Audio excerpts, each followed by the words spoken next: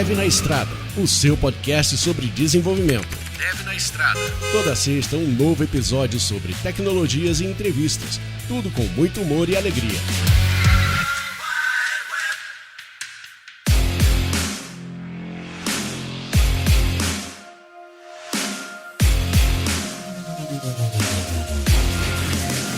Fala galerinha aqui do Dev na Estrada, aqui quem fala é o William e a minha fruta predileta não é manga. Como é que é o negócio? Eu tô aqui com o Hugo. Opa, meu nome é Hugo Marques e a minha fruta favorita é siriguela. Siriguela? Já mostrou de onde é. E também estou aqui com o Tadeu. Fala pessoal, meu nome é Tadeu Zagallo, minha fruta preferida é mexerica.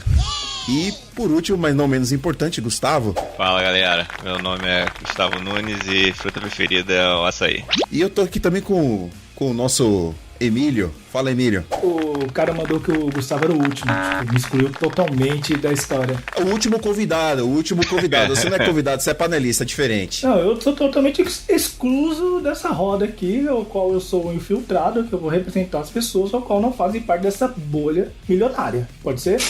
Então eu não vou ser o cara de fora. E eu, fruta preferida? Poxa, cara, tanta fruta por aí. Eu gosto de morango. Vou no clássico. Boa. E por que eu falei que eu não gosto de manga, né? Porque nós estamos aqui...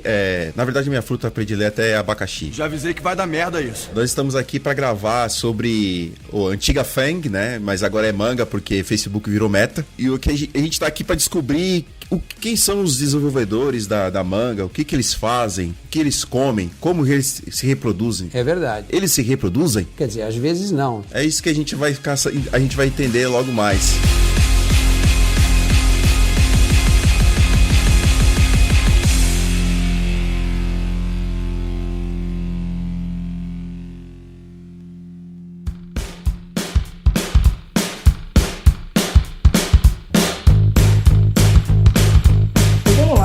Pode começar esse papo aqui tentando descobrir como o que vocês fizeram para chegar até onde estão, né? Acho que a galera tem muita curiosidade para como eu faço para trabalhar no Twitter, no antigo Facebook, /Meta, Netflix, o que cada um de vocês fizeram para chegar onde estão, sabe? Porque o pessoal tem esse caminho que gostaria muito de trilhar também, né? Só pra dar um contexto pra quem tá ouvindo a gente mês passado dessa gravação, não mês passado do momento que vocês estão ouvindo, a gente mandou um tweet perguntando pras pessoas o que elas queriam saber sobre pessoas que trabalham na bolha da tech. E aí vocês fizeram as perguntas e nós vamos perguntar essas perguntas aqui.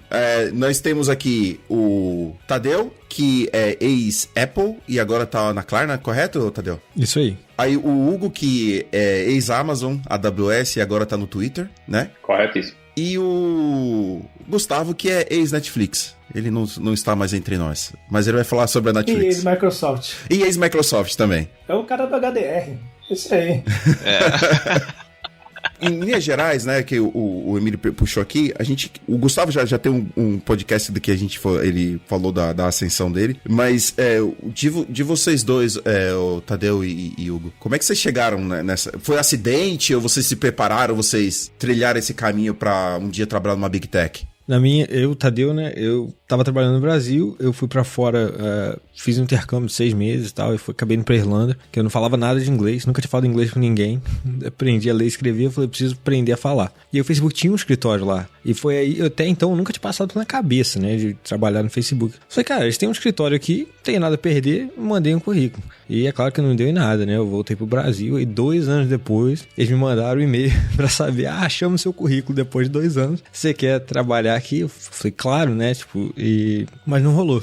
Eu passei nas entrevistas que eu fiz, mas quando chegou na última etapa, eles pediram diploma pra ver se eu ia conseguir o visto, né? Não era uma exigência da vaga, mas a vaga era para os Estados Unidos e pro visto eu ia precisar de ter o diploma. Eu não tinha, então eles pararam o processo. E pra mim foi aí, a partir daí que eu comecei, eu estudei pra caramba quando eu soube que ia fazer entrevista, mas foi já meio que, inesperado, né? Eu tava trabalhando numa empresa super pequena, tava meio acomodado, numa situação confortável, e aí isso meio que despertou isso de novo em mim. Aí eu me dediquei, 100%, indo em todas as conferências, conversando com o pessoal e tudo mais, e sabia que era isso que eu queria. E acabou que eu fui pra uma conferência fora do Brasil, e encontrei o pessoal do Facebook de novo, entrevistei de novo, mas dessa vez era pra Londres, e aí dessa vez eu fui pro Facebook. Ah, e você foi pro Facebook em Londres? Isso aí. Não, a propósito, só um detalhe, o escritório do Facebook em Dublin é qualquer coisa, meu. Coisa linda de Deus. Aquele pedacinho onde tem os escritórios das tech ali, nem parece que você tá na Irlanda, né? Cara, na verdade eu não conheci o escritório na Irlanda. Ah, é?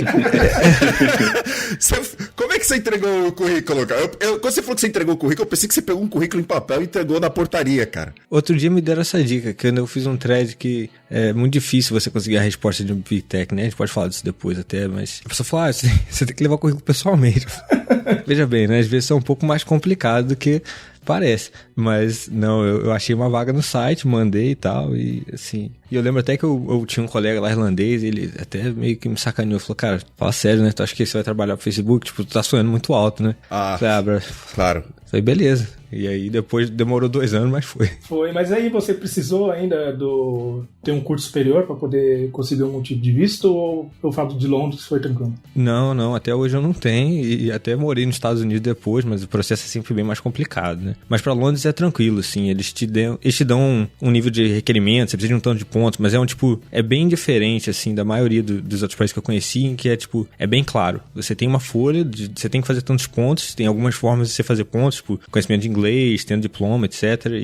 E você consegue meio que saber na hora se você qualifica ou não para ter um visto, né? Então é bacana. Pô, legal. Então você começou, bacana, começou no Facebook, boa. E o Hugo, hein? Como foi o start do Hugo aí pra chegar na primeira...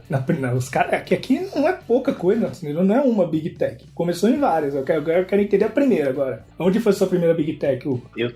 Foi um acidente. Eu tava em Brasília, eu trabalhava na CAPES, por Ciências Sem Fronteiras. Olha! E aí chegou um e-mail no LinkedIn me convidando para participar de um evento em São Paulo de recrutamento. Só que eu li o início do e-mail, assim, em inglês, do recrutador, e eu achei que era um acidente, eu deletei e mandei pro spam. Falei pra minha esposa tirando onda, falei, tentaram passar um golpe em mim aqui, ó.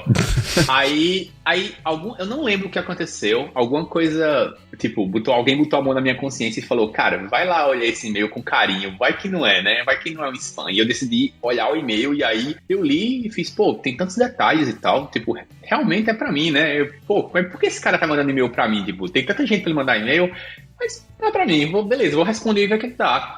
Comecei a conversar com um cara e era um recrutador da Amazon. Ele estava me convidando para participar do evento de recrutamento em São Paulo. E aí eu fiz o teste para ver se eu me qualificava para ir pro evento, né? Se eu me qualificasse, eles iam pagar tudo para ir para São Paulo, pagar o hotel e etc. E aí eu passei no teste. Depois eu fui para São Paulo, me encontrei com o resto da galera que estava lá. A gente passou um dia lá fazendo a entrevista padrão, né? Tipo, eram 5 entrevistas e tal. Eu lembro, teve uma situação engraçada que teve até um cara que trabalhava no hotel, ele chegou pra mim e perguntou, cara, o que é esse negócio que vocês estão fazendo aí? Que o funil é grande, né? Você sai um cara de uma sala, entra em outra, sai de uma sala, entra em outra, sai de uma sala, entra em outra, até sair do outro lado, eu quis, não, cara, é umas entrevistas de emprego que a gente tá fazendo. O cara falou, puxado isso aí, né?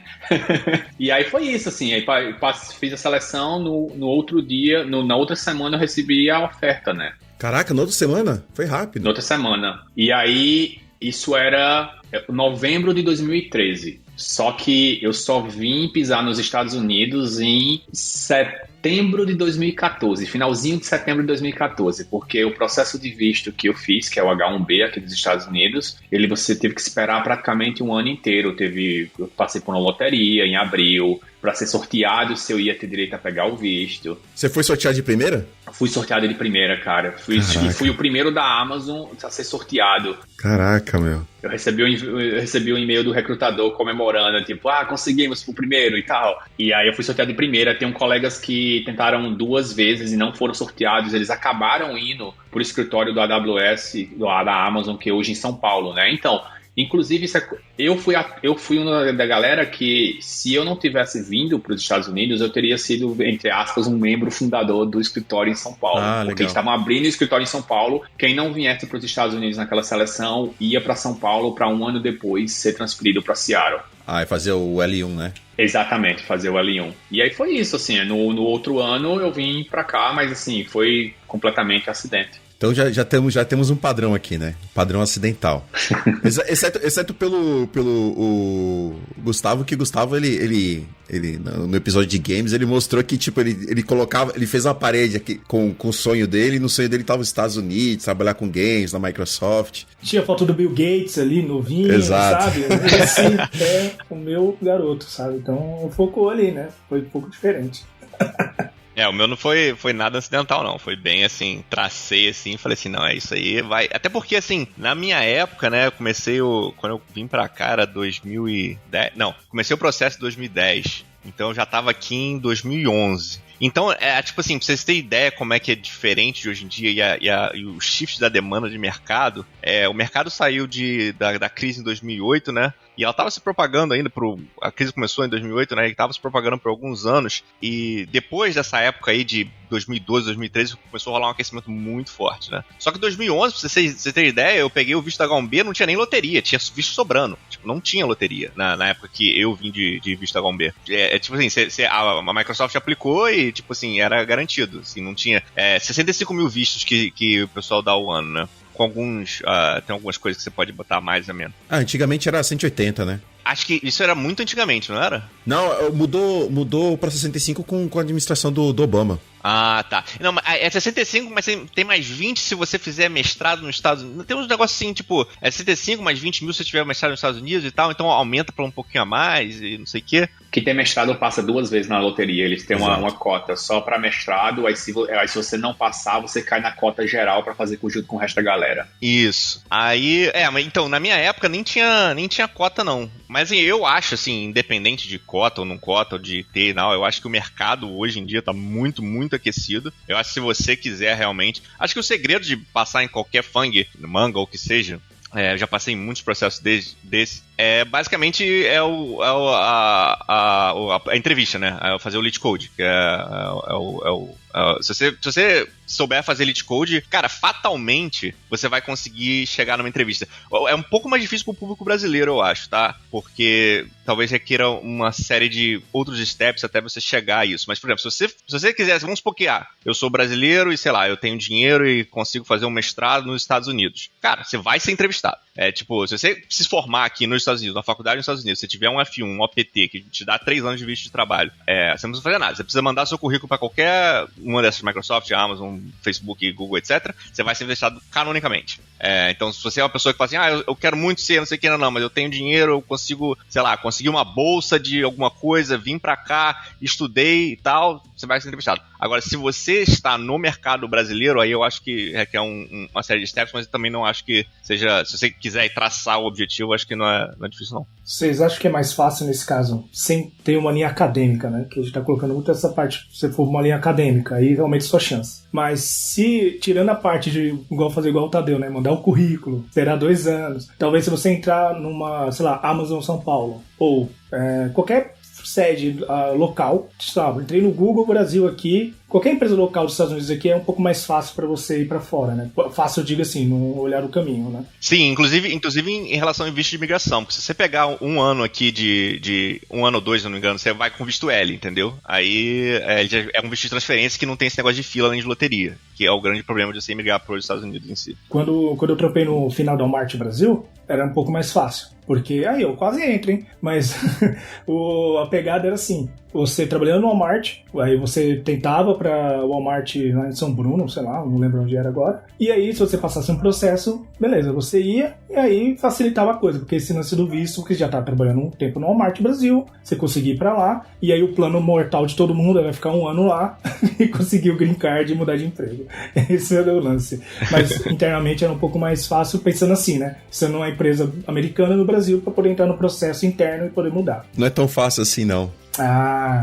Não, no nosso caso ali parecia, cara, pensando no caminho todo, eu tenho um mestrado e eu consegui uma vaga na empresa aqui, é um pouco mais, facilidade é meio complicado, eu só tô colocando nesse contexto de facilidade, tá? Uhum. Mas é um pouco possível você conseguir aqui mudar de emprego eternamente e poder mudar. O que eu falei que não era fácil era você falar que, tipo, eu vou ficar um ano aqui na empresa, depois que eu me transferi, vou pegar o green card e vou vazar. Ah, tá. Esse era o plano da galera, assim. Acho que de 10, um conseguiu, sei lá. Não, mas o problema é que, assim, quando o green card, quando a empresa te faz o sponsor, ela pode te cobrar todo o valor do trâmite, que não é barato, se você sair da empresa logo depois. Depois que você pegar o green card, você vai ficar uns bons 2, 3 anos na empresa pra você evitar essa grana. A não ser que você negocie com o seu próximo empregador para ele pagar esse custo, entendeu? Isso aí é fácil. Isso aí é fácil de negociar com o próximo empregador, se eu não me engano. Tipo assim, porque, se eu não me engano, esse custo gira em torno de $20 mil, só que você fala pro próximo empregador, fala assim, você me quer? Então paga esses 20 mil pra mim, tá, beleza. Ah, mas aí que tem um problema. Tem um problema que eu acho que até uma coisa pra gente discutir agora. Antes de entrar nesse seu ponto aí de negociação, eu só queria falar que, com relação à imigração pros Estados Unidos, com H1B, sem ter graduação, eles fazem uma conta, mais ou menos, que cada ano de graduação, ele é equivalente a 4 anos de experiência. Não, 3 anos de experiência, desculpa. 3 anos. Então, se você comprovar 12 anos de experiência, então equivale à sua graduação, a uma graduação, entendeu? Pera aí, check. Beleza. Mas esse é o ponto que você falou, Gustavo. Eu acho que é uma coisa que eu queria comentar com o pessoal que tá aqui. Porque tem gente que... A gente fala das empresas que elas têm esse signing bônus, né? Que quando você aceita a oferta, os caras te dão uma grana. E depende da situação. Se você tá... Essa é uma leitura que eu tenho, né? Se você já tá dentro de uma empresa nos Estados Unidos, dependendo da empresa, o valor é diferente. Se você tá fora dos Estados Unidos, eles vão te dar essa grana, mas como se fosse relocation cost, né? Então, no meu caso, eles me deram uma grana pra eu me relocar pra cá, e essa grana eles me deram livre de taxa, só que eles não me deram nenhum signing bônus. Mas eu conversei com outras pessoas que tiveram signing bônus, um valor parecido com o meu, só que eles já estavam aqui. Então, o que eu infiro disso é que, tipo, as pessoas que já estão nos Estados Unidos têm signing bônus, mas as pessoas que estão relocando têm essa grana de forma diferente. Se vocês tiveram uma experiência diferente... Eu posso falar da minha experiência, eu tive os dois. Ah, legal. Eu recebi uma grana de relocation. Eu tinha a opção de ou receber a grana ou eles pagarem tudo, tipo assim, cuidarem de todos os trâmites. E eu tive um signing bônus. Ah, que legal. O signing bônus, na época, o mercado não estava nem tão aquecido como está agora. Não era tanta coisa, mas eu recebi os dois. E Tadeu, eu vi que você tava balançando a cabeça quando tava falando, também você teve experiência diferente, pelo caso. Eu acho que eu sempre recebi os dois. Ah, legal. Assim, quando eu entrei pro Facebook, o signing bonus era meio, tipo, eles pagaram tudo, a mudança, eles me deram mais uma grana, tipo, que você falou, além do custo da mudança, eles me deram mais uma grana que era bem boa, sei lá, uns 6 meses de salário que eu podia usar como eu quisesse, e se eu não usasse, eu podia sacar o dinheiro. Caramba, Marquinhos é gente boa, hein? Pois é, eu fiquei até surpreso, isso aí me pegou desprevenido, eu falei, aceito, né? Mas aí... O signing bônus de verdade foi tipo 1 mês de salário. Ah, entendi. Mas depois eu já tive outras situações onde você ganha quase 1 ano de salário, que é bacana, né? Ajuda. Caraca, no meu caso, o package de relocation, eles pagaram tudo. Eles pagaram 1 mês de aluguel aqui, quando eu cheguei nos Estados Unidos. Pagaram um concierge pra me ajudar com minha documentação assim que eu chegasse aqui. Pagaram contador pro meu primeiro imposto de renda, só pro meu primeiro. O resto tinha que fazer por minha conta. E eles me deram mais ou menos 1 mês de salário de signing bônus, né? Mas quando você fala 1 mês de salário, você tá falando que tem essa pegadinha, né? Do total compensation ou do base compensation? Não, no seu primeiro salário base, você recebe o dobro. Ah, tá. Pra te ajudar com os custos. Porque às vezes também quando você vai alugar, né, tem um depósito fora do Brasil, então às vezes o primeiro aluguel você paga 2 aluguéis, ou às vezes dependendo do lugar 3 até. Então, era mais pra ajudar com esse custo. Então assim, era um signing bônus, mas era um signing bônus bem modesto. Mas depois disso eu já tive onde você recebe tipo 1 ano de salário base de signing bônus. Caraca, isso aí é maravilha. Que é um pouco mais legal. Agora eu entendo porque as pessoas ficam pulando de empresa em empresa, né? Pô, porque você ganha 2 anos de salário, pô, ou você trabalha 1 ano, já ganha normal, aí você ganha 1 ano antes, eu vou ficar mudando de emprego também aí. Tem um catch, porém. Primeiro que depende da empresa, tipo assim, por exemplo, se a Amazon ela é famosa por o signing bônus do primeiro ano ser altíssimo, porque no primeiro ano de Amazon você praticamente não recebe stocks, né? Então, a distribuição de stocks da Amazon ela é sempre 5% no primeiro ano, 15% no segundo, 40% no terceiro e 40% no quarto. Então, só que para fazer compensar esses 40% do terceiro e quarto ano, eles te dão tudo em cash no primeiro ano. Então, o teu signing bonus no primeiro ano é altíssimo para fazer o teu total compensation bater o que seria com os stocks. Entendi. E também tem um negócio que se você sair antes do primeiro ano, você ganha um signing bônus na hora. Se você sair antes do primeiro ano, você tem que devolver, tá? Era esse o catch que eu ia falar. Esse era o catch. Você ganha o sign... Se você, dependendo da empresa, por exemplo, a Amazon, lembro quando eu entrei, ele pagava o signing bônus junto com o teu salário, então distribuído ao longo do ano. Então era de boa. Mas, por exemplo, o Twitter, quando eu entrei no Twitter, eles deram de uma vez. Então, se eu sair antes de um ano, eu tenho que devolver o equivalente aos meses que eu não trabalhei o ano no Twitter. Justo. Aguenta um aninho ali que você ainda vai ter um ano a mais. E é só se você pedir demissão, né? Pelo menos acho que no meu contrato é só se você sair. Se eles saírem com você, você fica com dinheiro. Pô. Ah, não. Se você for demitido, ele recebe tudo. É se você sair. Mas isso aí, vou te falar, já deve ter uns brasileiros. Porque eu vou te contar. Eu tinha um amigo meu. Isso aí eu não tô fazendo um label pra ninguém, tá? Não tô fazendo um label brasileiro. Eu tenho um amigo meu. Que na época que você trabalhava, você podia trabalhar 6 meses, você pegava o seguro-desemprego. Ele trabalhava 6 meses, ficava 6 meses parado. Trabalhava 6 meses, ficava 6 meses parado.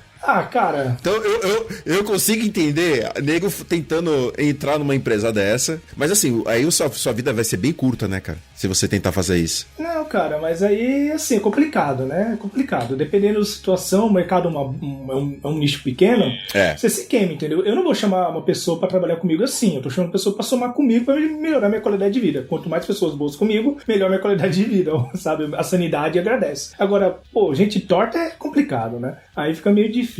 Cara, você ser assim, o mercado, ele... A vida paga, entendeu? Porque o mercado, você pensa que é grande, é muito você pequeno pensa que o Silicon Valley é grande e tal, mas é muito pequeno, é uma bolha. Exato. Entendeu? A gente vive todo mundo numa bolha. O que acontece? Cara, depois do meu primeiro emprego na Microsoft, inclusive o próximo emprego que eu vou agora, foi chefe anterior me chamando, entendeu? Agora, como é que... Entendeu? Cara, circula muito rápido ali. Se o cara souber que você tá de má fé, você vai acabar rodando. Mas eu falo isso não por má fé, mas porque quando você sai, tem vários vínculos com a empresa, né? Então tem um certo medo de, tipo, se alguma coisa acontece, porque nem sempre você vai ser mandado embora porque você não foi bem, ou por má fé, ou por qualquer coisa, né? Às vezes as coisas acontecem, né? Aliás, tem coisa bastante no Brasil, né? De repente, um dia você chega lá e eles mandam um bocado de gente embora. E aí... Sim. Então, se você tá no visto L1, você tem que ir embora no mesmo dia. L1 é no mesmo dia, cara? É no mesmo dia. Mas, peraí, embora no mesmo dia, você tá falando, você sai da empresa ou você sai do país? Você perde seu status. Você tem que vazar. Exatamente. Na hora, pega a mochilinha, pega o avião e volta pra casa, pro Brasil. O meu último dia na Apple foi o dia que eu peguei o avião pra vir pra Suécia.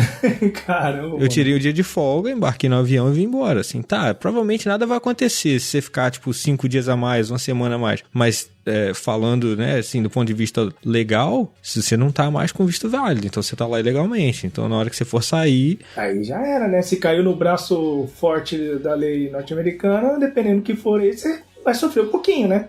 Mas isso aí só se a pessoa tiver má fé, né? Porque ninguém sem consciência, sei lá, depois você tá um ano, você tem carro, você tem casa, se alugada, né? Você tem que vender as coisas, quer cancelar a coisa. Você não faz isso do dia pra noite, né? Também, né? Não, né? É complicado, mas sei lá, né? Eu não sei como seria, mas eu lembro que eu tive essa preocupação da primeira vez que eu saí do país, bacana, eu tô recebendo essa grana. Se eu sair antes, eu tenho que devolver. Mas o que acontece se acontecer um cenário desse, né? Eu lembro que foi uma coisa que eu pensei, que, sei lá, alguma coisa acontece, me manda embora, além de tudo, eu tenho que devolver o dinheiro todo, porra.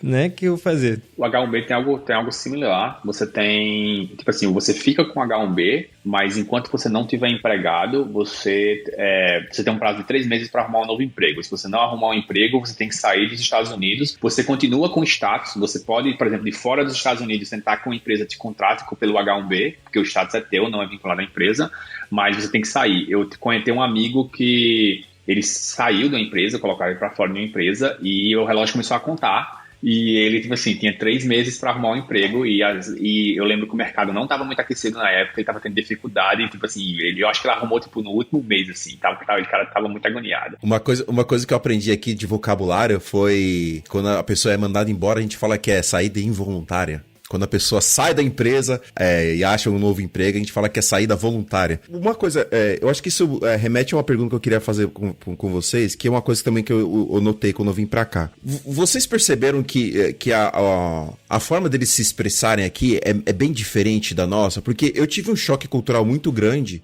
sendo latino, e você sabe como o latino se comporta, a gente sabe como é que nós somos todos latinos. Somos calorosos, cara. E vindo da Alemanha, que é um lugar onde as pessoas falam que pensam na sua cara e tá tudo bem, sabe? Você não tem hard feelings depois, né? Eles são bem diretos. E eu tive muita dificuldade aqui, inclusive porque quando tava na reunião, a pessoa falava alguma coisa que eu discordava, e eu falava, não, eu discordo, eu quero frear a discussão aqui, porque eu acho que isso aqui tá errado. E aí eu recebi um feedback que eu precisava...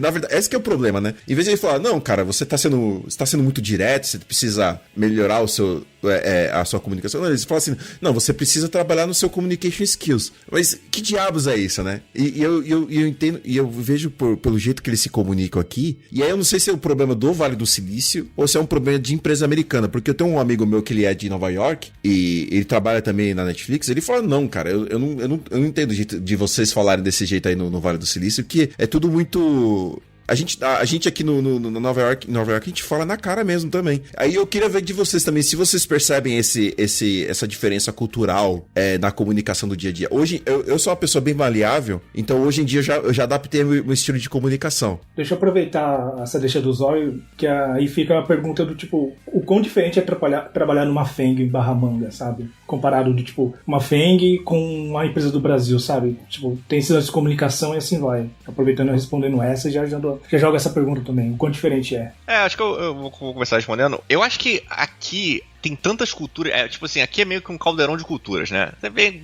tem o cara da China, o cara da Índia, o cara da Rússia, o cara de não sei da onde, tem os americanos, tem o pessoal da Europa. Então, assim, acho que todas as culturas acabam estando aqui. Tô dizendo que a diversidade é perfeita ou nada do tipo, obviamente tem gente misrepresented ou underrepresented aqui, mas tem muita gente de cultura diferente. Então, assim, realmente eu tive esse choque quando eu cheguei aqui, porque as coisas... Eu só observava, né? Eu observava muito, eu falei assim, como é que eu vou me importar? Eu sou um cara que antes de eu dar meu piteco aqui, eu vou ver como é que as pessoas se comportam, né? E realmente, assim, eu via as interações com os outros, assim, eu falava, eu na minha cabeça, falei, mas se o cara falasse isso, eu achava ele grosso, né? Cara grosso. E não, depois eu via que o cara só tava falando ali, era o estilo dele. Às vezes o cara da cultura dele, ele falava direto e reto e pronto. Então, acho que a lição que eu tomei disso é não levar nada pro pessoal, entendeu? Eu acho que sempre você tem que se embasar na razão, né? Se você tem um contra-argumento ou se você discorda da opinião, você se embasa em fatos e nunca botar a sua emoção no seu argumento. Porque a partir do momento que você bota a sua emoção no seu argumento, eu acho que te dá... isso é detrimente pro seu argumento em si. E se você for pensar bem como um advogado, ele debate, né? Ele nunca vai ficar irritado. Ele nunca vai ficar triste ou nervoso porque alguém tá contra-argumentando, o promotor tá contra-argumentando com ele. O cara é técnico, entendeu? E ele vai contra-argumentar tecnicamente. E eu acho que é isso que você tem que ser. Você nunca pode levar pro lado pessoal, porque às vezes a sua cultura pode chegar assim, esse cara é grosso, ou então não quero falar com ele. Mas depois você vai vendo, não, nem é isso tanto. Então eu acho que isso é uma coisa que eu aprendi, assim, tipo, sempre levar pro lado técnico, sempre ter simplesmente argumentos contra e tá aberto a você estar errado. Acho que isso é importante, que muita gente tem a impressão de ter um bias, um self-bias pra você estar certo, né? E eu acho que você tá aberto pra você estar errado e falar, cara, e não achar que você é o dono da razão, né? Fala assim, realmente estava errado, beleza. Cara, se você falar tá errado, o argumento às vezes acaba, e você fala, olha, aprendi algo com isso hoje, e o argumento acaba, entendeu? E fica bom pro seu lado. Isso é você, cara. Você é o novo queridinho da América, cara. Entendeu? Você é um cara a ser seguido, você é um exemplo. Eu vou falar pra você que você com certeza deve ter encontrado um cara o famoso cabeça dura na discussão, ou apaixonado na discussão. E eu acho que a cultura, ela é percebida num momento de desavença, não desavença, né? De conflito mesmo. É que as palavras que eu tô falando, ela tem um significado significado meio de batalha, mas não é. Mas quando eu discordo de você, aí eu acho que é onde a cultura ela vai aparecer, entendeu? A minha experiência foi que o jeito de eu me comunicar baseado no meu background não deu fit com a empresa. Entendeu? E eu tive que trabalhar isso pra ter esse fit. Eu acho que no seu background, por você estar bastante tempo nos Estados Unidos, você já pegou isso lá atrás. E aí você tem esse mindset. E aí o que eu queria entender isso é de empresa para empresa? Isso é só só o Vale do Silício? Ou é geral nos Estados Unidos? Ou isso vai do quanto tempo você tem disposição à cultura externa? A cultura norte-americana, por se dizer, né? Eu acho que eu nunca fui exposto, assim, a uma cultura alemã, então eu não tenho esse contraste. Então, mas eu não sei como é que o Zagallo tá na Europa, né? Não sei como que seria essa diferença, se existe esse contraste mesmo com o Brasil e como é que é.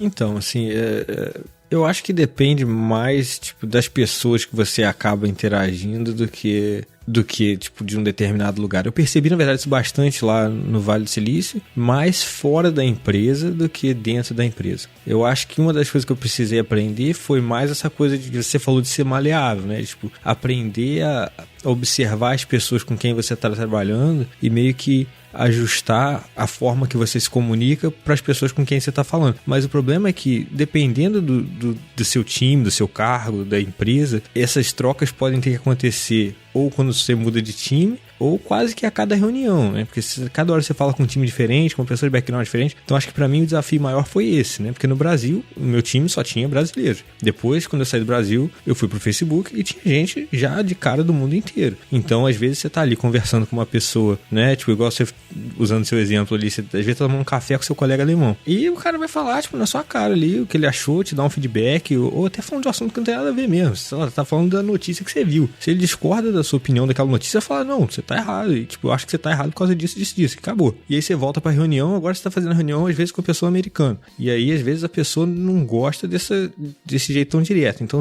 foi essa coisa de você aprender, né, a lidar com todas essas culturas diferentes e trocar o tempo inteiro, né? Minha maior dificuldade é entender qual é o meaning do americano. Por causa do meu background, entendeu? Quando ele fala uma coisa, às vezes ele não tá falando aquilo, ele tá falando outra coisa. Um exemplo que eu dou. A gente tá conversando alguma coisa numa reunião e a pessoa fala assim, vamos conversar sobre isso offline. Tipo assim, cara... Qual que é minha interpretação disso? Essa conversa aqui não tá levando lugar algum, tá gastando o tempo do povo. Vamos conversar isso separado, porque a gente pode ter uma conversa mais produtiva. Mas assim, foi treinamento. Mas esse é o entendimento correto que eu acho. Eu acho que não vale. Não quer dizer que o debate não é valioso. Ele pode ser valioso, mas não tá gastando tempo do resto. Vamos fazer isso offline. Mas assim, não quer dizer que seu argumento é ruim ou nada desse tipo. Hugo, você tem alguma coisa pra dizer sobre isso? Não, eu tava tentando pensar se eu tinha tido algum exemplo assim de discordância ou coisa do tipo, mas não, eu acho que uma coisa que eu aprendi com o tempo, pelo menos eu sinto que no Brasil a gente tem muito medo de ser sincero às vezes e magoar, a gente tá sempre pensando no que é que a outra pessoa tá pensando, se você vai magoar os sentimentos, então muitas vezes as relações são muito veladas, né? Com o tempo, eu não sei se foi experiência ou foi imersão na cultura, uma coisa que aconteceu comigo, eu percebi recentemente, nos últimos 2 anos, é que eu passei a ser muito mais transparente tanto com os meus colegas quanto até com os meus chefes. E, tipo assim, já aconteceu de eu chegar numa reunião, eu e o meu chefe, o one-on-one, e eu dizer assim, eu tava com um documento escrito de coisas que eu não gostava do time, que eu queria que estavam sendo atrapalhando a minha carreira ou atrapalhando o time e possíveis soluções que eu achava para aquele problema, e tipo assim, e realmente coisas que eu tava reclamando mesmo, assim, olha, essa coisa que tá acontecendo, toda reunião não é legal, por isso. É o tipo de coisa que eu acho que no Brasil isso não ia acontecer. Você ia estar tentando apaziguar mais o que você tá dizendo, medindo mais as palavras, e eu senti que pelo menos aqui, com o tempo, eu fui meio que sendo treinado para ser mais direto, tipo assim, tentar ser mais honesto, até porque eu também aprendi que essa honestidade e transparência faz com que as pessoas vai nos dois lados, né? As pessoas começam a confiar em você. Então, eu não sei se é uma coisa da cultura, se é da experiência ou se é das empresas pela qual passei, mas com o tempo eu acabei percebendo isso aqui, eu fazia isso aqui, que no Brasil eu acho que não rolava. Isso aí é mais um contraponto sobre a minha experiência na Europa, nas empresas que eu trabalho na Europa e aqui. Eu percebi que na Europa as pessoas são diretas e transparentes, mas quando você fala isso de uma maneira não conflitante, sabe? Se você não parte pro conflito, as pessoas acabam te valorizando mais. Porque todo mundo, assim, é mais direto. Aí eu acho que é um ponto importante que você tocou. Aí as pessoas te valorizam mais. Aqui nos Estados Unidos, parece pra mim que é mais um comportamento padrão. E aí o que eu vejo é que tem gente que é direta de uma forma não assertiva, né? Que é onde eu tive que me treinar a entender o que as pessoas... Porque eu comecei a ver as pessoas falando, como é que profissionalmente eu falo tal coisa? E esse profissionalmente falando é essa forma de falar sem querer dizer, entendeu? E aí você tem que você tem que ser treinado a entender o que a pessoa tá falando, entendeu? Só pra juntar o ponto do Hugo com o seu, uma coisa que eu passei a fazer também é, tipo, principalmente com as pessoas que eu interajo mais, tipo, gerentes e às vezes colegas colaboram mais próximo, às vezes eu chego e peço à pessoa que ela seja mais direta comigo. Então, assim, eu falo, olha só, eu percebi que você tá meio que medindo as palavras pra falar comigo. Olha só, pode ficar tranquilo, eu não... Sim, é claro que a pessoa vai se comunicar como ela quiser, mas eu deixo claro que eu tô ali aberto pra receber o feedback e tal, que a pessoa não precisa medir palavra. Tipo, pode largar o verbo mesmo, se eu estiver fazendo coisa errada, fala, eu prefiro e tal. E aí você vai meio que... Acho que o ajuste vem dos dois lados, né? Se você... Aquela questão de você definir as expectativas, né? Se a pessoa também entende como que você se comunica e tal, acho que você consegue não se ajustar, tipo, 100% pro outro lado também, que às vezes é difícil, né? Exato. O que eu fiz também, eu fiz isso, né? As pessoas que são mais próximas de mim, aquelas pessoas que são os seus buddies do water cooler, né? Que é aquelas pessoas que você conversa na cozinha, você já fala pra ele, né? Não, você pode ser direto pra mim, que pra mim eu não levo isso a pessoal. E, por outro lado, quando eu mudei de gerente, eu cheguei pro meu gerente novo e falei, olha, é o seguinte, as pessoas me deram feedback de eu ser desse jeito, mas aí eu dei o background, olha, eu sou assim porque eu sou latino, eu vim da Alemanha, e lá o pessoal age desse forma e eu aprendi a ser assim. Eu estou trabalhando nisso, mas se de repente eu chegar chegar cortando, só me avise, mas não é porque eu tô vindo de uma forma querendo conflito, né? Aproveitando esse ponto, do tipo, às vezes questão de contraste Brasil, eu acho que pelo menos fora dá muito mais um lance de cultura de feedbacks, muito mais consolidados do que no Brasil. Então eu acho que isso que consegue, vamos assim, facilitar um pouco também esse lance de comunicação. No Brasil não tem toda empresa que tem essa pegada de feedback. Ou de ser direto, olha, vamos conversar, vamos melhorar. Não tem. Ainda tem muito lance de, cultura 1970, 80, o clássico chefe, aquela coisa toda, não tem isso de one-on-ones, feedbacks e whatever. Eu mando, você obedece. Exato. Então, assim, você não tem isso, são poucas empresas. Então, por onde eu passei, eu tive a sorte, a oportunidade de ter esse tipo de cultura. Então, nem em outras empresas anteriores eu tive isso, mas algumas outras eu tive. Então, varia muito o Brasil. Então, acho que aí difere um pouco a diferença que, às vezes, fora é muito mais consolidado. E aproveitando, eu queria entender também se, questão de cultura, o que é vendido mídia, tipo, a cultura do Facebook, a cultura da Netflix, a cultura da Amazon e, sei lá, também da Apple, o que for. Essas culturas que são vendidas pra fora, né? Pra atrair gente e tudo mais. É real? Bate? Confirma? Assim, por exemplo, eu tive duas empresas grandes aqui, né, Microsoft e Netflix, e as culturas são bem diferentes mesmo. Especialmente, tipo assim, o Netflix ele tem uma cultura que é bem pública, assim, tem até um documento de cultura deles e tal. E realmente, assim, não sei se é a sua experiência, William, mas... Tô curioso pra ver o que você tem que falar. Ele tá empregado ainda. Tá curioso pra ouvir a diferença? Não, eu quero ver a sua percepção pra ver se me dá match com a minha. Então, a do Netflix, por exemplo, que a gente trabalhou no Netflix junto. Então, a Netflix, ele primeiro que o Netflix, a hierarquia até o momento ela é flat, né? Então, ou seja, não tem level entre engenheiros. Ou seja, todo mundo é senior e... Caiu. Aí...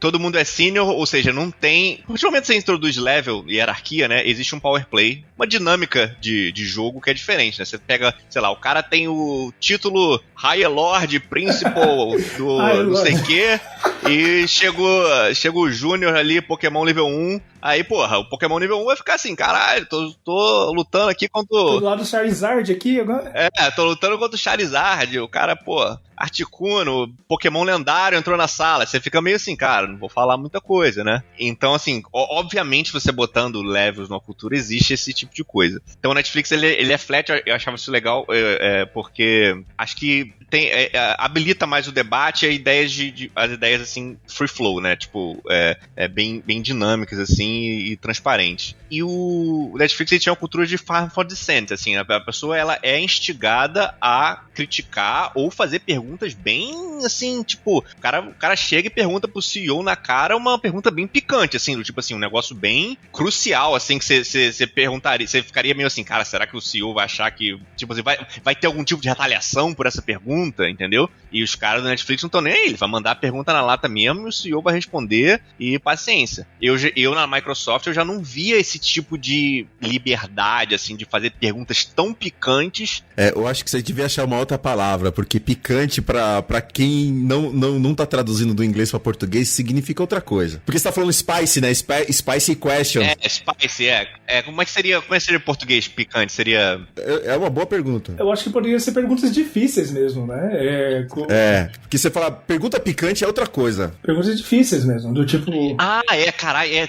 Desculpa, galera, eu já tô há 11 anos Galera, aqui. não tem cunho sexual nas perguntas, tudo bem? São perguntas difíceis de serem lidadas no nível corporativo, tá? Pronto. Do tipo, por que esse plano de saúde é um lixo? A pergunta pro CEO, entendeu? Esse nível. Não por que você está usando uma sunga no meio da reunião. Então, só deixando claro. Continua. Exato, é você perguntar pro CEO os benefícios das coisas, entendeu? Por que o benefício daqui é assim e não é assado? E assim, fatalmente, o cara é o CEO ali, né? Ele tá respondendo pra todo mundo, então é um negócio bem difícil de ser addressed. Então, assim, na Microsoft eu via que as perguntas eram um pouco mais assim, e o negócio, como é que vai, não sei o quê. Eram perguntas mais amaciadas, assim, pela audiência. Então eu vi essa diferença de cultura, assim, o Netflix ele é bem, assim... E o medo de ser demitido? Você via isso muito? Cara, eu não tinha muito esse medo não, mas eu via, assim, que existia uma aura no ar, assim, do tipo, assim, uma certa incerteza pelo pessoal, assim, é difícil, isso é uma coisa tão íntima, né, que é difícil você extrair isso das pessoas, como que elas estão sentindo, se elas estão sentindo medo de ser demitida. Pra quem não sabe, o Netflix, ele não tem um processo muito extenso de demissão, se o seu chefe quiser te demitir, ele vai te demitir e adiós, entendeu? Não tem, assim... geralmente em outras companhias você tem vamos trabalhar no seu esqueci o nome, PIP.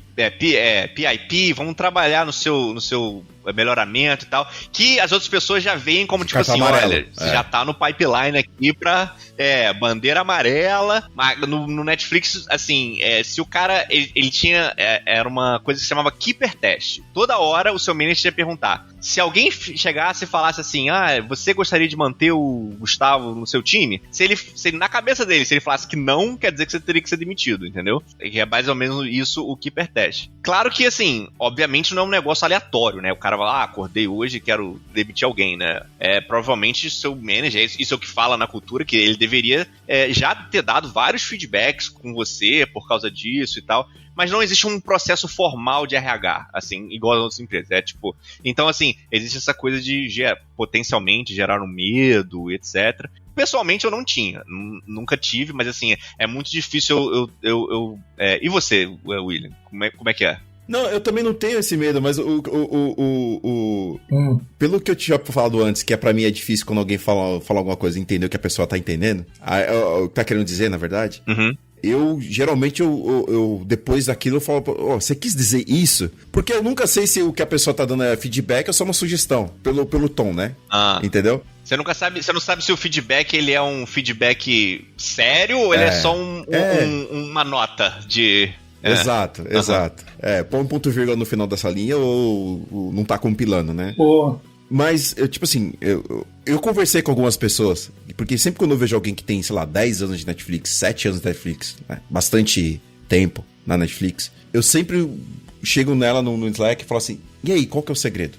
Como é que você consegue ficar aqui tanto tempo? E de tanto eu perguntar isso, eu cheguei num padrão. Assim, o pessoal que faz o que tem que ser feito, entrega no prazo, não fica de mimimi, são as pessoas que perduram. As pessoas que ficam reclamando, sempre acham alguma coisa pra... não, isso aqui tá errado, isso aqui tá errado, isso aqui... E falam mais do que fazem. Ou pessoas que bombam logo de início, sabe? A pessoa chega, já implementa um sistema novo, sai arregaçando tudo e depois fica no platô por muito tempo.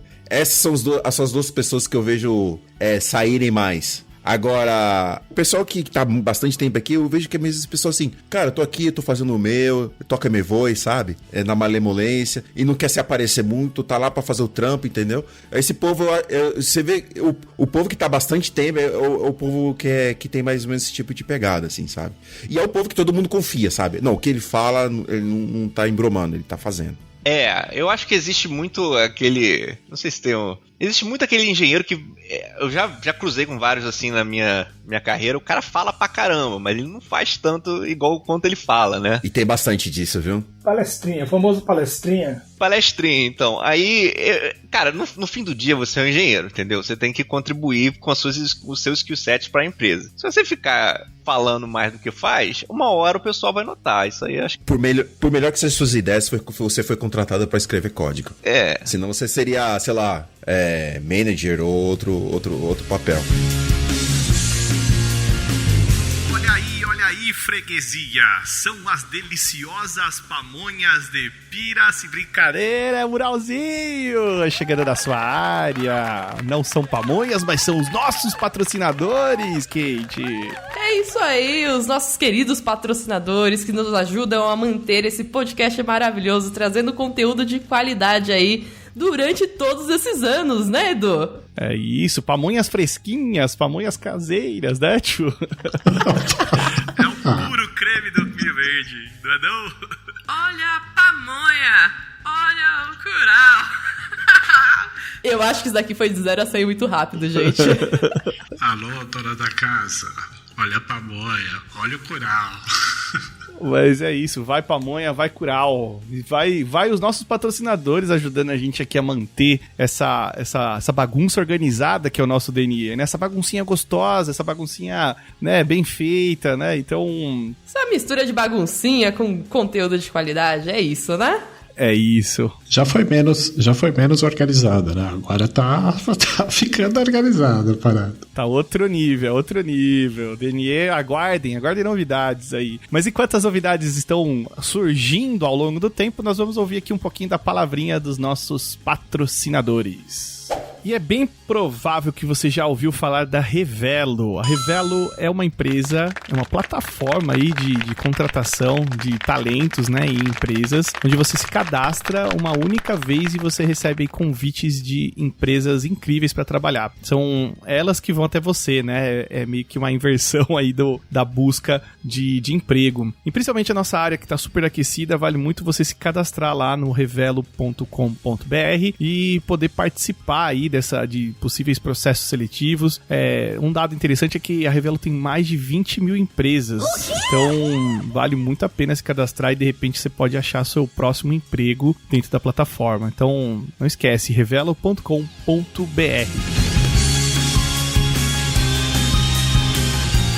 Quando eu falei que no final das contas você foi contratado pra escrever código, eu gostei da reação do Hugo e do Zagallo. Eu quero que eles coloquem um ponto deles aí, por favor.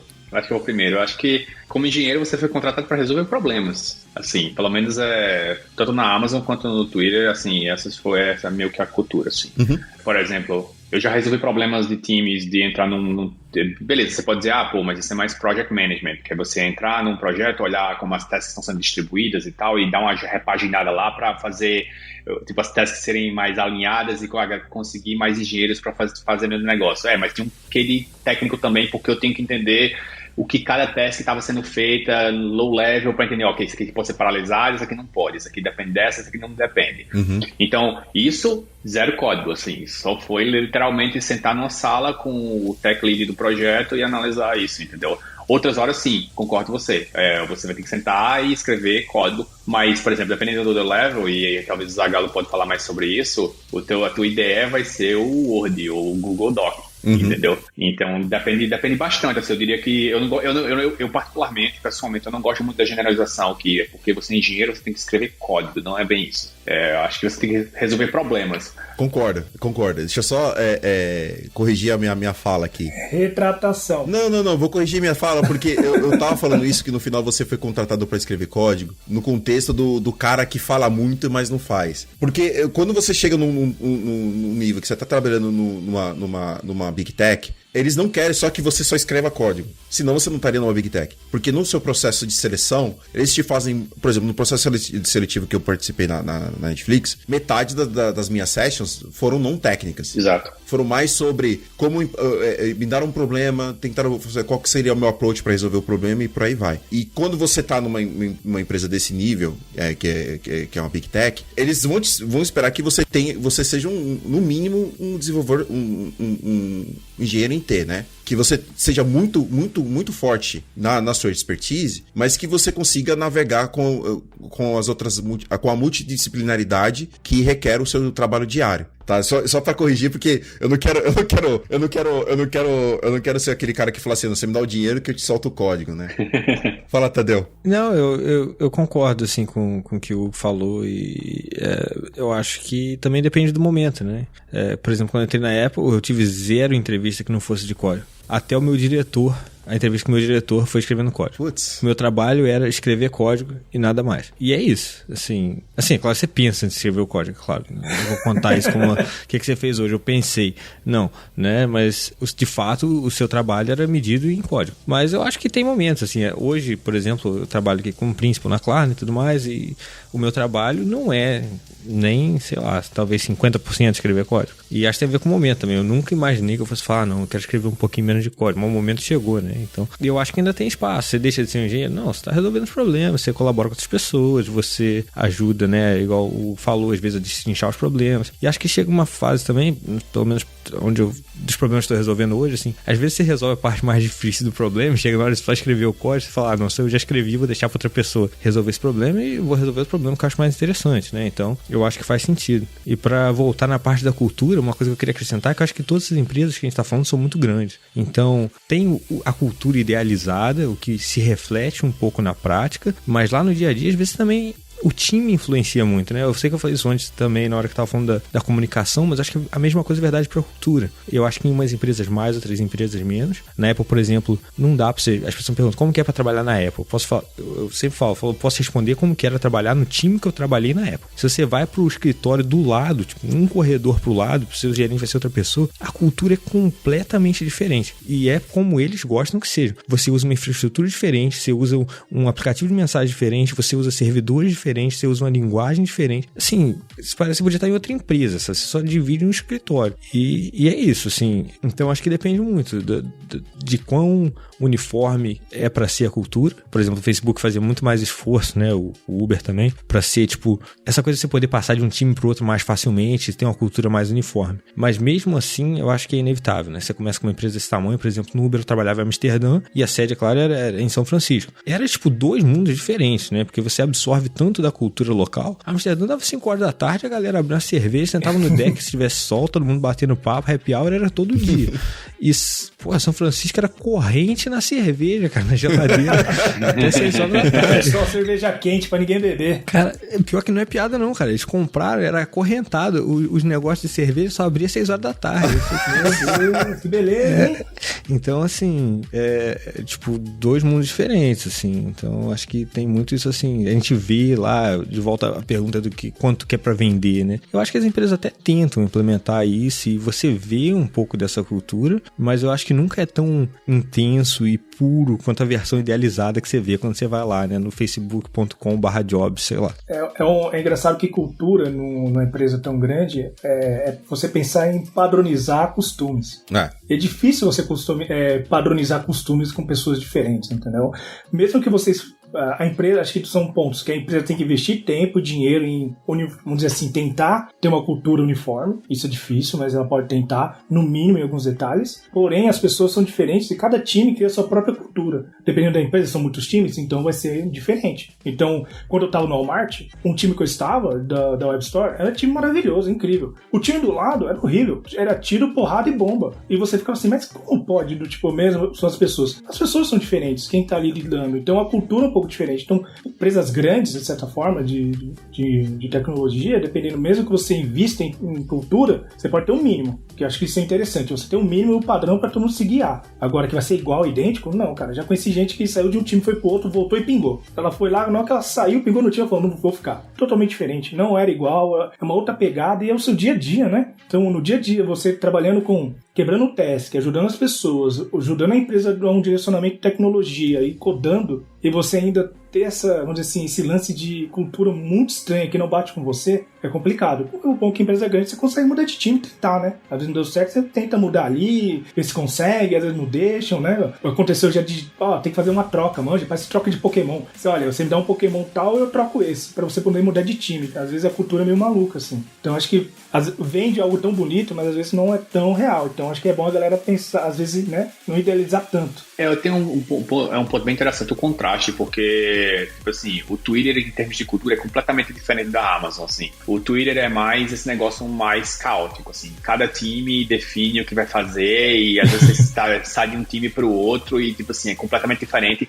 A gente tem algumas coisas em comum, mas eu percebo que cada organização do Twitter é a sua própria entidade, assim. Não existe uma cultura generalizada do Twitter. Já a Amazon, e é até engraçado porque a Amazon é muito maior do que o Twitter, eles implementaram aquele modelo que é até público dos Leadership Principles da Amazon, e aquilo tá entranhado, tipo assim, dentro da empresa de uma forma que, tipo, eu comparo muito, eu achei muito parecido com o Netflix, com aquele deck de cultura do Netflix, que pelo que vocês falaram, parece que aquilo é bem usado dentro da empresa. A Amazon é a mesma coisa. Os Leadership Principles são usados, tipo, diariamente. Quem entra, muita gente sai porque não gosta. Quem fica lá e perdura, acaba se acostumando de tal forma que é até difícil você não pensar em termos de Leadership Principles. Então, mesmo que você passe por vários times na Amazon, se você sempre tem a história dos Leadership Principles meio que guiando as suas decisões.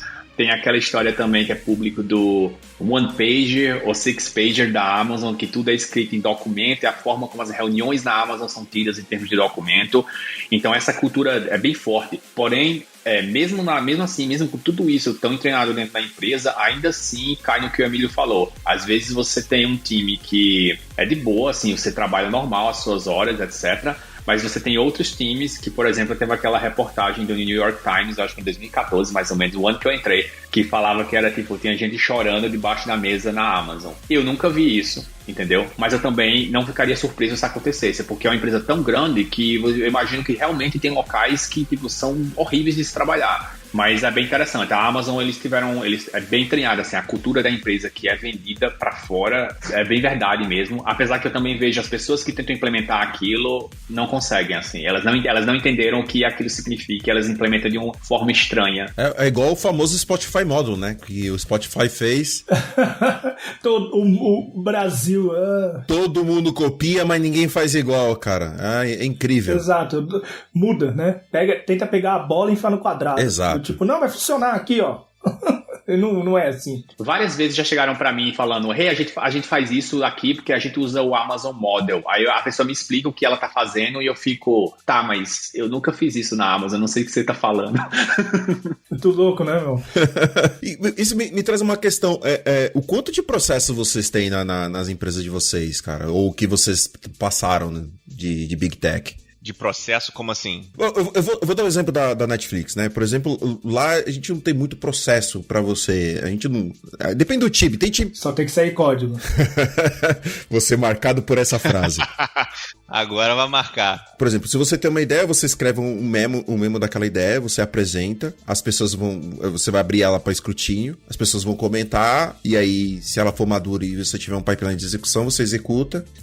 Você vai pegar os engenheiros que você precisa para executar aquela ideia, a pessoa de data scientist, né? Porque tudo é A/B test na Netflix, né? Ou 99,9% é A/B test. E aí você tem depois que você rola o seu teste, você prova o seu ponto ou não, você gera os seus learnings e bola pra frente, vai pro próximo. Na empresa de vocês, assim, e a gente não tem, sei lá, a gente não tem em modelo geral sprint, essas coisas. Vai ter um ou outro time que vai implementar um outro porque eles gostam, ou tem time que não tem teste de código, por exemplo. Tem time que tem pirâmide invertida, tem uma porrada de funcional, mas não tem quase nada e por aí vai. É meio que caótico, mas funciona. mas a gente não tem uma bíblia pra seguir. Na empresa de vocês, ou vocês experimentaram alguma coisa diferente? Eu achei engraçado que você falou que isso não é muito processo.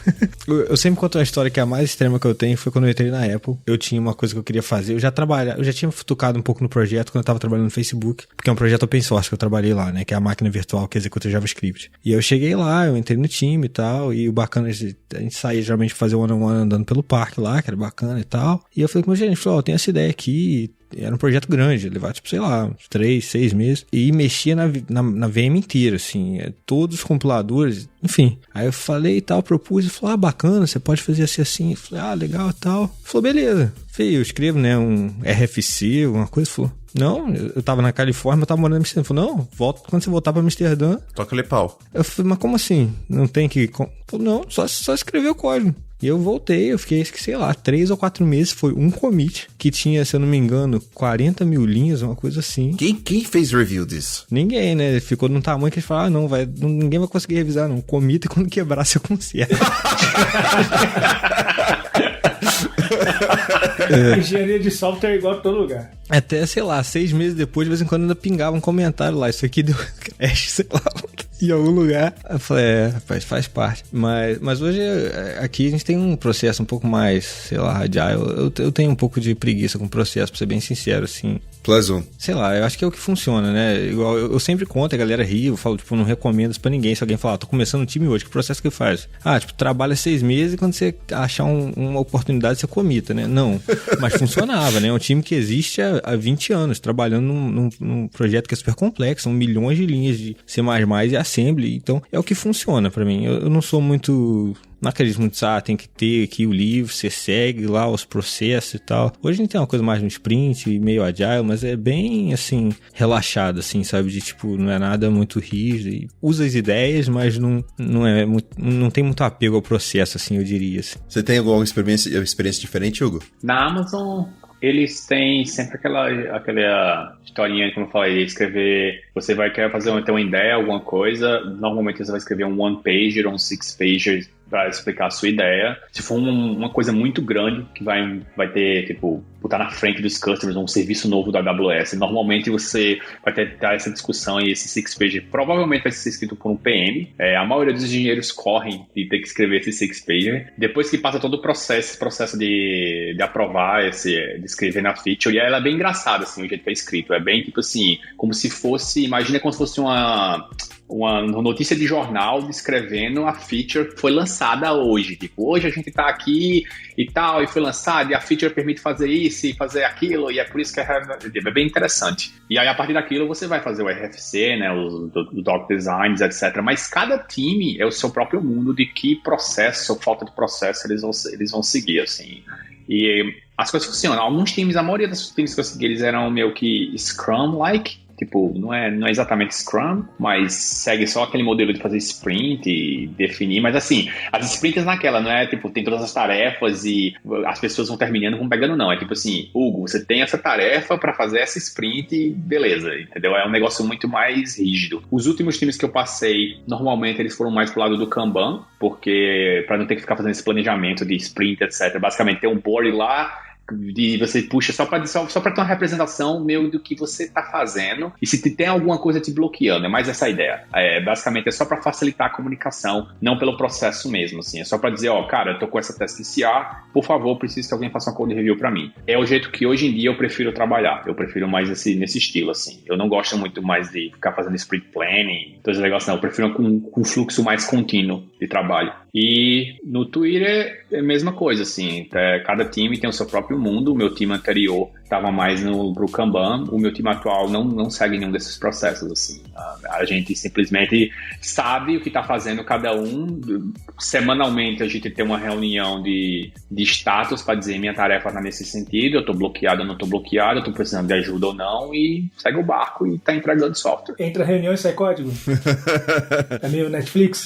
Exatamente. E só um ponto que eu lembrei que o Tadeu tocou, você também tocou, sobre questão de testes. Na Amazon isso é mandatório, assim, tem que ter testes testes, e tinha um negocinho da Bíblia também, que era antes de lançar um serviço novo, você tem que fazer um checklist de se o serviço está operational ready. Então, você fez load testing, se passou por teste de segurança, essas coisas todas. Na Amazon era bem mais rígido. No Twitter, eu não cheguei nesse ponto ainda lá, sou relativamente novo, mas eu acho que é bem mais flexível. Os checklists no Twitter não são tão rígidos quanto a Amazon. Ô, Gustavo, você teve alguma experiência diferente na Netflix ou na Microsoft? Cara, de processo, assim, a Netflix era bem tranquila, assim, eu não sou fã de nada desses negócios de faz o planning, não sei o que, joga carta de poker, joga o dado e não sei o que, porra, gasta sexta-feira inteira fazendo ritual ali do planejamento. Aí eu também sou igual ele falou, cara, pega a sua tarefa, assim, tem um high level que o manager seta, né, quais são as prioridades, geralmente por quarter, assim, né, tipo, são essas prioridades aqui. Então, essas tarefas aqui, você pega e fala aqui, ó, tô fazendo essa daqui. E toca o barco, assim. Não tem que ter nenhum... Porque, assim, eu lembro, não sei se isso ainda é uma coisa, assim, no Brasil ou das outras empresas. Eu lembro que o pessoal fazia certificado de... Vou fazer o certificado de Agile com não sei o que, tinha cada nome, poker, não sei o que lá, aí era cada coisa que nego inventava. Aí... E o cara fazia um curso de 6 meses mas é exatamente o que ele falou, é uma parada bem simples, assim, obviamente existe um processo, assim, mas cara, pega o teu negócio, faz, dá o update aí que você tá fazendo. E agora na Microsoft era um pouco mais streamlined, não que era assim, esse negócio de até tentaram fazer isso uma vez, cara, mas deu tão errado que foi uma perca de tempo tão grande na Microsoft que o pessoal abandonou isso Isso foi época desse antigamente mesmo, tipo, foi 2011, sei lá, 2012, um negócio assim. Eu tava num time, o pessoal tentando fazer esse negócio de poker, não sei o que, jogar carta, e chegou um cara lá novo que queria fazer isso. Cara, o pessoal tentou isso 2 semanas e largou ele mão, porque assim, tava uma perca de tempo bem grande. Mas era assim também, porque no jogo, você vai fazer uma engine no jogo, geralmente você fala com os game designers primeiro, né? Eles são os designers do jogo, né? Você não vai chegar e vai falar assim, cara, eu tenho essa ideia aqui de jogo de corrida, mas eu quero fazer um modo futebol. Tipo, não tem, né? Tipo, você fala com o game designer e depois que o game... Aí você dá algumas sugestões, você pode dar sugestões de como mudar o jogo e tal, mas coisas pequenas, né? Obviamente o jogo é de corrida e tem que continuar sendo de corrida. Depois que tem essa decisão de como é que vai ser o design do novo jogo, você tem um monte de tarefa, você vai pegando e vai fazendo. Não tem muito esse negócio de documentar demais, não. Eu acho que tanto a Microsoft quanto a Netflix, eles tentavam evitar bastante o máximo que podia processo. Enquanto eu acho que algumas pessoas, alguns teoristas da área que eu leio, parece que eles querem botar o processo pelo processo. Eu quero enfiar processo aqui. E eu acho que é justamente o contrário. Eu quero reduzir ao máximo possível de processo. Então acho que existe uma discrepância aí desse lado. E eu concordo nessa parte. Eu acho que tem que reduzir o máximo de processo possível. Às vezes ele é necessário. Eu acho que pega muito e facilita muito o uso de não processos assim exagerados quando o time é muito maduro, sabe? Pessoas seniors. Eu acho que quando você já tem uma experiência, você já viveu bastante, você sabe como tem que trabalhar, você já rodou lugares, né? Passei pela Amazon, Twitter ou empresas, enfim, você tem uma maturidade e sabe qual é o processo ideal ali, né? Às vezes o que se encaixa também naquele time. Às vezes você é o único sênior e tem um monte de júnior. Como você pode organizar e ajudar essa galera, sabe? Então, eu acho que depende muito... Eu não tô falando pra seguir by the book, que eu também não gosto. Não fazer planning poker. Não. Eu acho que é muitas vezes o contexto de onde encaixa uma sprint e onde encaixa um Kanban. Eu acho que as pessoas sêniores lidam muito melhor com o Kanban, porque você sabe o objetivo da coisa, ó. É ali, vamos... E vai rápido. Às vezes pessoas um pouco mais júnior, não tem contexto, tá sabendo o que fazer, olha, vamos organizar um time box pra gente poder trabalhar, termina, puxa e pega. Então, eu acho que vai muito da maturidade de cada um, sabe? Então, às vezes o contexto de Kanban eu gosto muito, mas depende muito da galera que você tá trabalhando, do time e maturidade. Acho que o processo tem muito isso, sabe? A gente volta àquele assunto, pessoas. Como eu padronizo pessoas. É difícil, é impossível. É mais um contexto ao qual se encaixa. A minha opinião polêmica é que o processo no final do dia dia, nivela por baixo, mas sabendo que você tá... Nivela por baixo no sentido que você tira a liberdade de quem pode performar sem muito... Como é que fala? Na minha cabeça só vem guidance na cabeça. Que? Guia? Se alguém pegar na sua mão, sabe? Sem muita gente... Sem precisar pegar na sua mão. Ficar te guiando, te liderando, sei lá. Você limita essa pessoa que pode já sabe o que tem que fazer, já é experiente o suficiente para andar pelas próprias pernas, mas por um outro lado, você ajuda as pessoas que não sabem como trabalhar ou que estão começando na carreira a ter uma estrutura. Exato, obrigada. Uma estrutura. Obrigado. Pra andar num caminho correto, entendeu? É isso que eu quis dizer. Pra mim, esse é o papel do sênior. O papel do sênior não é fazer coisas difíceis. O papel do sênior, pra mim, é facilitar a vida das demais pessoas pra poder entregar mais. Porque se você, pra mim, é muito um lance de, tipo, não é só pegar e entrar código, entendeu?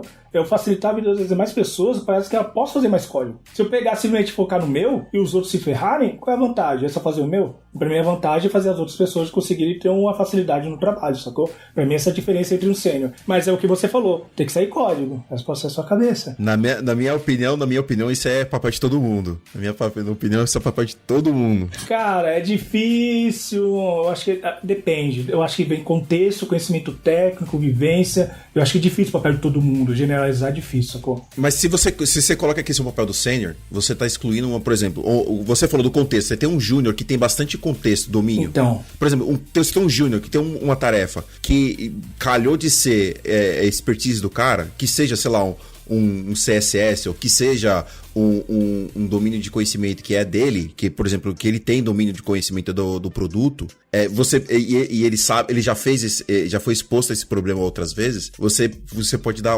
opções para ele andar por si próprio, e ele pode ajudar outras pessoas a entrarem nesse domínio de conhecimento. Foi isso que eu quis dizer. Sim, é que eu acho que entendi. É que pra mim isso é obrigação do sênior. Pra demais galera que tá começando, ou tá ali evoluindo, é uma questão de ser, must to have. Você tem a dar liberdade, você faz, eu não tô te cobrando. Essa é a cultura que eu tô colocando. Mas quem vai fidelizar, quem vai concretizar a cultura e mostrar pros demais, é essa pessoa um pouco mais sênior, sacou? Acho que é mais ou menos essa linha. Você tá colocando muita pressão em cima dos sêniors. Mas aí entra, por exemplo, o Facebook tratava nessa, principalmente mais quando você ia subindo, nessa questão de arquétipos, né? Então existe o sênior que às vezes vai ser mais focado em código, né? Então existe também as formas com que você quer trabalhar. Então o Facebook tinha meio que que eles chamavam dos arquétipos, né? Meio pra você se achar ali pra que lado você quer levar a sua carreira, né? Porque também às vezes você fala, eu concordo de uma forma geral 100% com o que o Emílio falou, mas eu acho também que tem gente que às vezes não se encaixa nesse perfil, não quer fazer esse perfil, e quanto maior a empresa, mais tipos de pessoas diferentes você tem que lidar, mais você tem que adaptar o processo, e aí você reconhecer que você vai ter que ajustar todos esses perfis, esses papéis, esses cargos para vários tipos de pessoas diferentes. Aí entram, por exemplo, os arquétipos. Então, às vezes você é de fato o sênior, que é mais ali o team lead, né, que vai liderar, ajudar as pessoas a saberem o que elas têm que fazer, etc. Mas você pode ter o sênior que eles chamavam de, como é que era? Sei lá, que é a pessoa que tipo... Lone Wolf. Bota o fone e coda. Esse aí eu não gosto. Que é tipo aquela pessoa super especializada ali e tal, e ela saca pra caramba daquele assunto, e às vezes ela tem, sei lá, uma década de experiência. Você também vai falar que essa pessoa não é sênior? É complicado, né? Então... Esses arquétipos eles são bem derivados daquele livro, né, do Staff Engineering Book. E aí eu lembro que um dos arquétipos é o Problem Solver, que é literalmente a pessoa que fica pulando e caindo dentro desses problemas muito complicados que precisam realmente de um especialista. Eu caio, por exemplo, no arquétipo mais do Team Lead. E aí eu acho que cai, complementando o que o Emílio estava falando, é bem isso, que existe uma diferença entre a pessoa fazer aquilo, por exemplo, o júnior ou o pleno fazer aquilo e ser um bônus, e você vai contar positivamente, por exemplo, na avaliação, o cara manjou bem, não era esperado dele fazer isso e a pessoa tá fazendo e tal, ou ser o esperado, porque aí, por exemplo, se um sênior que é um team lead, vamos supor, a pessoa contratou um sênior para ser um team lead, e aí a pessoa não tá fazendo mentoring, não tá fazendo coaching, não tá tentando ser um multiplier, então ela não tá fazendo a job description, entendeu? Então eu acho que é muito a questão de, tipo assim, o que é esperado da sua vaga, o que você foi contratado para fazer, versus o que você tá fazendo como bônus, entendeu?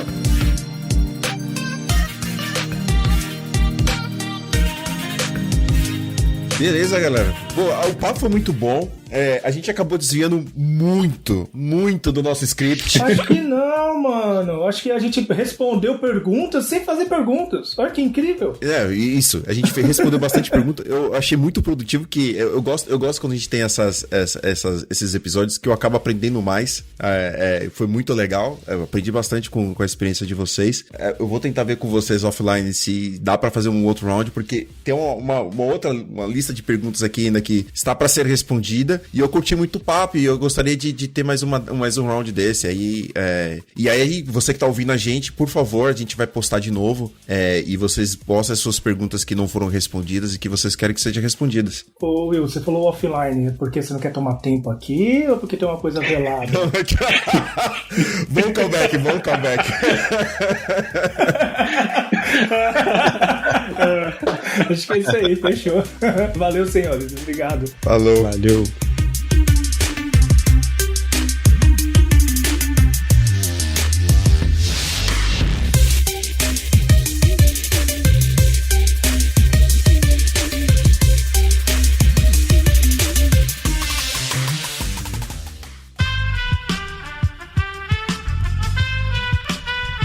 Esse podcast foi editado por Aerolitos Edição Inteligente.